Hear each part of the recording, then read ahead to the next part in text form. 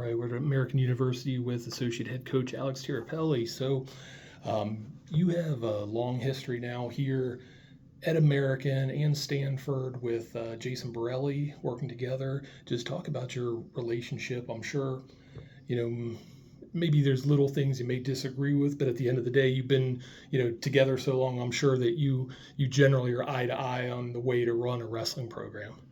Yeah, I started working with Jason at Stanford. Did a 4-year stint with him there, and then another 4 years, coming back, after being at Penn.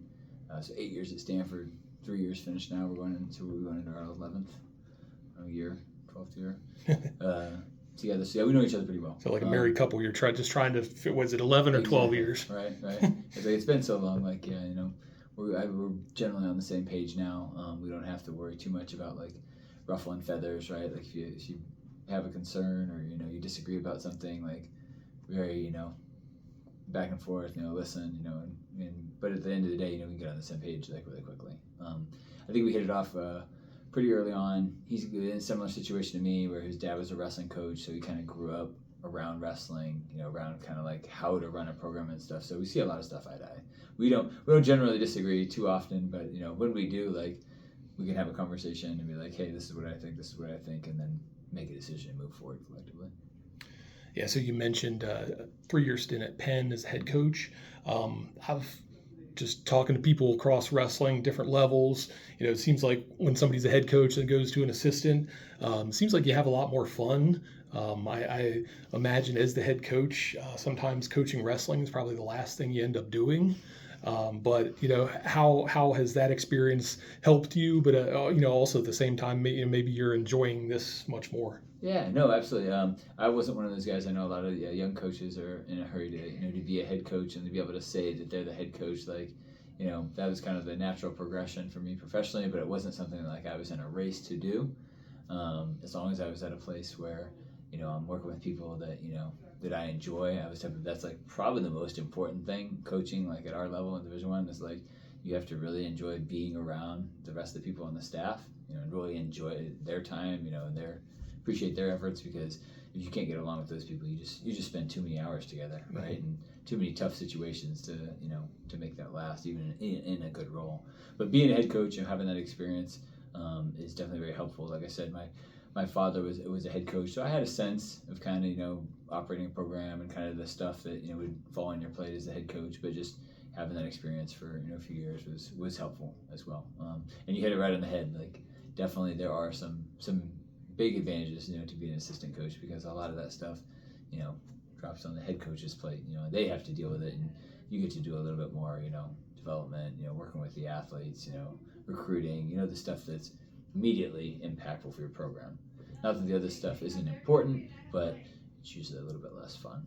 Sure. And it seems like, well, not seems like, you have high academic institutes, wherever you went, Penn, Stanford, now American.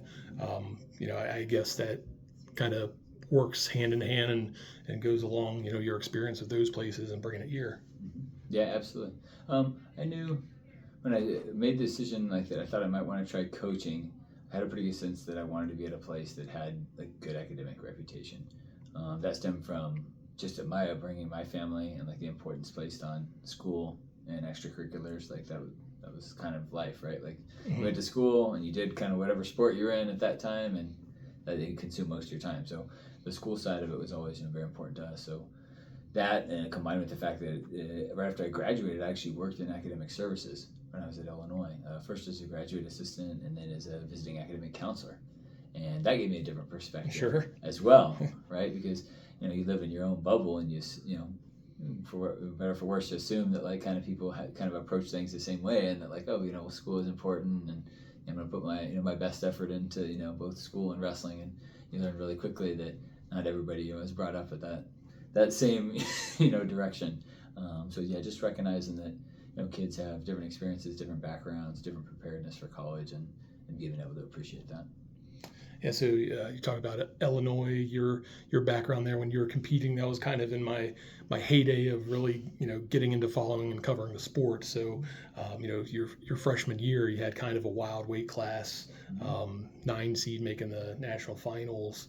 At that point in time, are you're a couple years out of your brother winning a national title. So are you in the mindset, okay, finals freshman year, 2 and 3, and multiple national titles. That Oh yeah, I mean, when I got into college, from day one, like I was fortunate, like I said, I had my older brother and had him always, 5 years ahead of me, and so watched his high school career, and I think that helped me, in my high school career, be like, yeah, I can do that. Like I watched, my older brother do it, so like I know it's feasible. I know kind of what goes into it, and then same with college, right? I graduated in 2001, and that year he was the NCAA champion. And he was third, second, and leading up to that. So going into college, was pretty confident that like I could do this. Like I could be a national champion. Like that was kind of like the overarching goal of like my time in college. In my first year, I think it was more about like, okay, I think realistically in my first year, like I'm pretty sure like I can be an All-American, right? Like by the midway point of the season, like I wrestled the guys, and I'm like, if I wrestle well at the end of the year, I can be an All-American. And then lo and behold, just that weekend, competed well. I mean, two weeks earlier, I was 7th in the Big Ten. With wrestling a lot of the same guys. Yeah. And there's always it's a score difference, here or there. But putting together the NCAA tournament was second, and then from then on, I mean, certainly, having wrestled in the finals and been so close, it was like, absolutely like, hey, like the goal is to be the national champion. So you were a Big Ten champion, and Illinois won the Big Ten. First time in I think 50 plus years at that point, and haven't done it since. At this point of your life, and are you able to look and appreciate just how special that achievement was? Yeah, and you appreciate it more, right? The more you step away from it. But in the moment, I mean, I was I was really proud of that. Because I knew enough of the history of the program. Again, credit to my older brother. So I had a few years of following the program, and I kind of knew a little bit of history, like coming in. So I knew kind of what they had done, what their kind of trajectory was. So yeah, we won the Big Ten tournament as a team. I mean, that was a big deal. We didn't get to celebrate it a ton because like you're turning around and like, all right, that's over. Like you're getting ready for the NCAA tournament. But yeah, I still talk about it now with people. That's probably from a competitive standpoint, in terms of my competitive career, my most proudest accomplishment, is that we won the Big Ten as a team. I was in Illinois. And yeah, you mentioned your brother winning a title before you. Obviously, he got to Illinois first. What kind of started the Illinois ball rolling with your family? Just him going there? Yeah, wrestling, close sport, right? I'm close to my siblings. Even my brother was roughly 5.5 years older than me, so like we were different like stages of life growing up, so we weren't incredibly close in that sense, but you're close in that it's your brother. He went through kind of the normal recruiting process, looked at a lot of different schools. Looked at Oklahoma State, he looked at North Carolina, he ended up at Stanford in his first year. He ended up going to Stanford. But Mark Johnson was Illinois at the time, was recruiting him, and I think he probably would have maybe ended up at Illinois like right out of the chute. It was kind of without going into too much detail, like a strange situation where like kind of 11th hour, like the coach at Stanford came back to him and was like, hey, like I found you like a scholarship, like we have the money for you, like do you want to come? And being a kid, from California, and then, even today, like in California, if you asked anybody, it's like, well, I wrestle and I'm trying to decide whether to go to, Stanford or Illinois. Like everybody in California would be like, are you crazy? Like, what are you doing? Like, so I think that kind of pushed at him, kind of that direction. And the coach at the time was a really good guy. His name was Chris Tirapelle, and he told him, it's like, hey, listen, like come, like if it's not for you, right? If it's not the right fit, like we'll release you, and you can go somewhere else. And true to his word, like he went there and he had a good experience. Met a lot of friends. I mean, still people that he's in contact with, today. But knew about maybe at the halfway point that maybe it wasn't the right fit for him. And I think the biggest concern was the wrestling side of it. I mean, like the school, like the people, the atmosphere, obviously, but wasn't sure. He was, I think, in his words, was kind of worried that he would regret if he wasn't able to accomplish like his wrestling goals. So he ended up leaving after that year. As fast as he knew that like he was, probably going to leave, he planned to leave. got in touch, when it was legal, got in touch with Coach Johnson, and thankfully, they were still interested, and were still able to make it happen financially. And yeah, he went there and had a great experience, and it allowed me and my younger brother as well, to see the inside of the program and get to know, Coach Johnson and Coach Heffernan at the time, and just see how they kind of run things. And similar to my dad, and how he ran things, like it was very much like a family atmosphere, right? They ran it more like a family than a team, where it was evident that like they cared about all the guys on the team.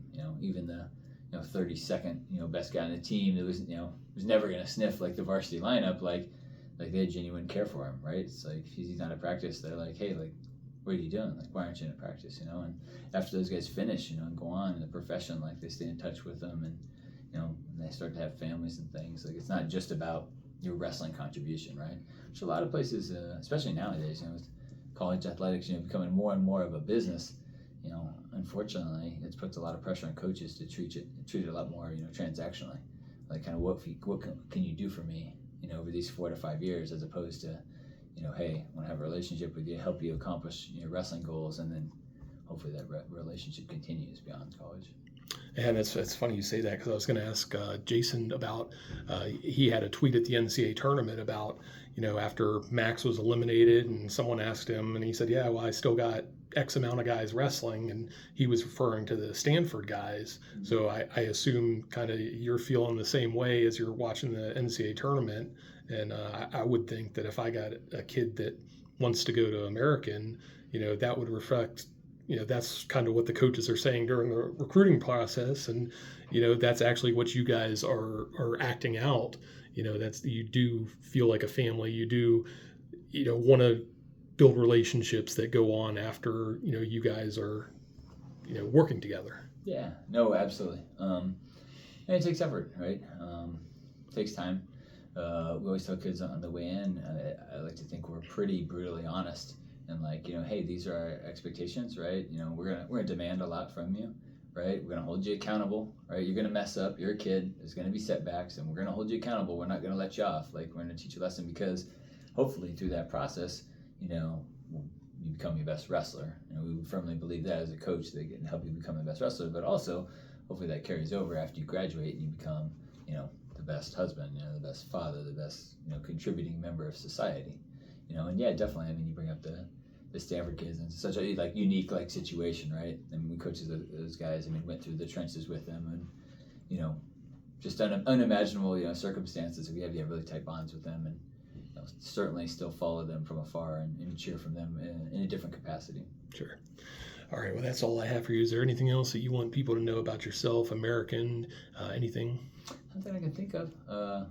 Yeah, it's a neat place. I would say, as I talk to recruits and stuff, I think the biggest thing is coming down and like seeing it, and being on campus. I feel like a lot of times, particularly when I talk to our rural kids, from like Pennsylvania and those areas, I've learned really quickly that like, hey, they have to come and see it, because what they view in their head is like, oh, a school in DC. Yep. It's very different than what we actually are. I always tell people like, there's a touristy DC, and that's cool, and that's nice. Like, we spend a lot of time there. I take my kids there. There's a lot to do, but like, we don't live in that like day to day. We have our own space. It's quiet. It's quaint. It's a cool place to go to school. Yeah, no, I told Joey as I was driving in here, there's multi-million-dollar houses just a couple blocks away from campus, so it's a beautiful area. All right, thanks, Alex. Absolutely.